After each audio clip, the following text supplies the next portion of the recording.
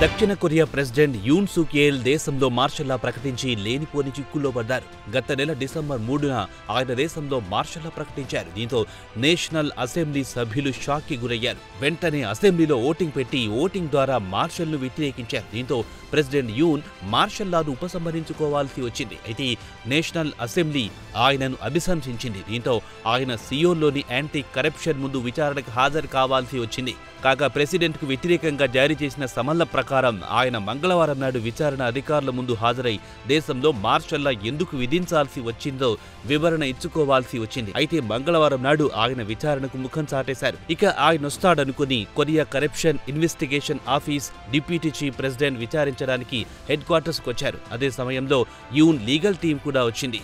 అయితే ప్రెసిడెంట్ మాత్రం ముఖం చాటేశారని దక్షిణ కొరియాకు చెందిన న్యూస్ ఏజెన్సీ యోన్హాప్ వెల్లడించింది.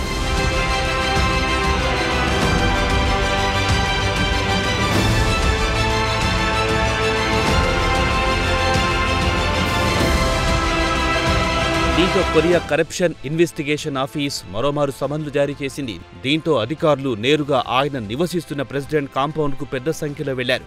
ఆయనను అరెస్ట్ చేయడానికి సుమారు 1000 మంది వరకు పోలీసులు మిలిటరీ వెళ్లారని మీడియాలో వార్తలు వస్తున్నాయి. యూన్ను అరెస్ట్ చేయడానికి ఆయన గదిలో ప్రవేశించడానికి నిచ్చెన సహాయంతో వెళ్లాల్సి వచ్చిందని రాయిటర్స్ వార్తా సంస్థ తెలిపింది. అయితే అరెస్టుకు ముందు యూన్ ప్రీ రికార్డ్ మెసేజ్ విడుదల చేశారు.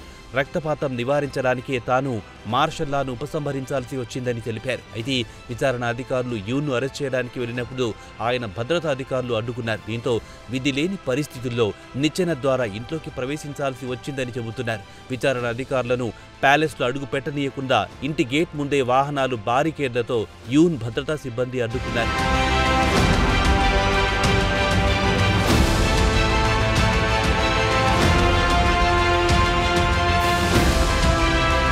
ఇదిలా ఉండగా యూన్ను అరెస్ట్ చేస్తున్నారన్న వార్తలు వెలువడగానే ఆయన మద్దతుదారులు వేలాది మంది సామాన్య పౌరులు పెద్ద సంఖ్యలో ఆయన ఇంటి ముందు గుమిగూడారు.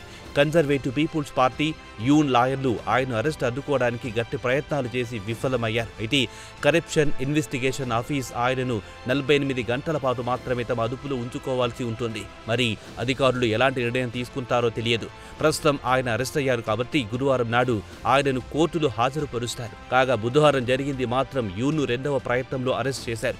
మొదటిసారి నెల ప్రారంభంలో ఆయన అరెస్ట్ చేయడానికి వెళ్లినప్పుడు ఆయన భద్రతా సిబ్బంది విచారణ అధికారులపై దాడులు చేశారు. అటు తర్వాత యూన్ సియోల్లోని హిల్ సైడ్ విల్లాలోనే కాలం గడిపారు. ఇంటి నుంచి బయటికి వచ్చేవారు కాదు. అరెస్ట్ నుంచి తప్పించుకోవడానికి ఆయన ఇంట్లోనే ఉండేవారు.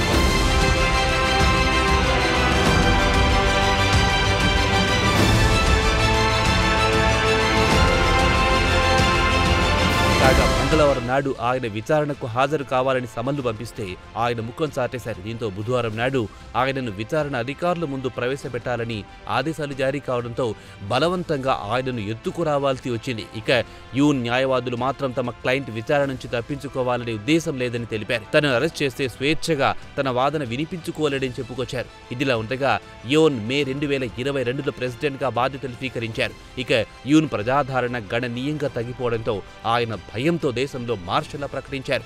దీనికి ఆయన చెబుతున్న కారణాల విషయానికి వస్తే ఉత్తర కొరియాకు చెందిన కమ్యూనిస్టు దళాలతో ప్రమాదం పొంచి ఉందని, అలాగే కొన్ని సంఘ వ్యతిరేక శక్తులను ఏరివేయడానికి మార్షల్ లా ప్రకటించాల్సి వచ్చిందని తన చర్యను సమర్థించుకున్నారు. కాగా పార్లమెంట్ భవనం చుట్టూ పెద్ద ఎత్తున సైనికులు మోహరించారు. మార్షల్ లాకు వ్యతిరేకంగా ఎంపీలు ఓటు వేయకుండా అడ్డుకోవాలని చూశారు. అయినా సభ్యులు సైనిక ఆర్డర్ను ధిక్కరించి యూన్ కు వ్యతిరేకంగా ఓటు వేశారు. దీంతో ఆయన కేవలం అరగంటలోనే మార్షల్ లా నిర్ణయాన్ని ఉపసంహరించుకోవాల్సి వచ్చింది.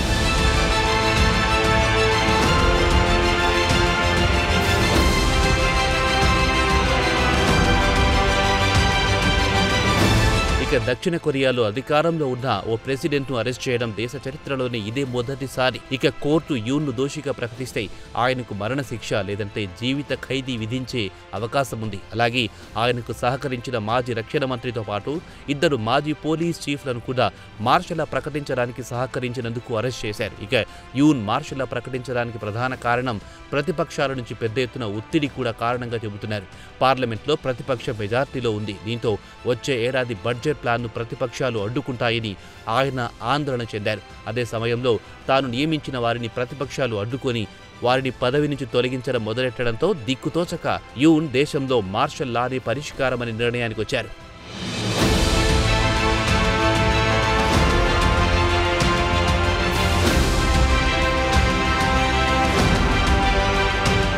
కోర్టు ఆయన దోష కాదా అనేది నిర్ణయించాల్సి ఉంది. కాగా కోర్టు 180 రోజుల్లో ఆయన నేరస్తుడా కాడా నిర్ణయం తీసుకుంటుంది. అయితే నేషనల్ అసెంబ్లీ మాత్రం ఆయన నిందితుడని ఆరోపిస్తోంది. ఒకవేళ కోర్టు అధికారికంగానే ఆయనను పదవి నుంచి తప్పిస్తే దక్షిణ కొరియా 2 నెలల్లోగా ఎన్నికలు నిర్వహించి కొత్త ప్రెసిడెంట్ ఎన్నుకోవాల్సి ఉంటుంది. ఇక సియోల్ అధికారులు ఆయనను విచారించి కోర్టు నుంచి అరెస్టు వారెంట్ తెచ్చుకుంటే 20 రోజుల పాటు తమ అదుపులో ఉంచుకుంటారు. అయితే ఈ 20 రోజుల పాటు ఆయనను ఒక్కడినే చిన్న గదిలో ఉంచుతారు. జైలు నిబంధనలు ఖచ్చితంగా పాటించాల్సి ఉంటుంది. ఇక ఆయన భోజనం కోసం కేవలం $1 9 సెంట్లు మాత్రమే ఖర్చు చేస్తారు. సాధారణ ఖైదీల మాదిరిగానే ప్రెసిడెంట్ ఉండాల్సి ఉంటుంది. అధికారంలో ఉన్న ప్రెసిడెంట్ అరెస్టు కావడం దక్షిణ కొరియా చరిత్రలో ఇదే మొదటిసారి కావడం విశేషం.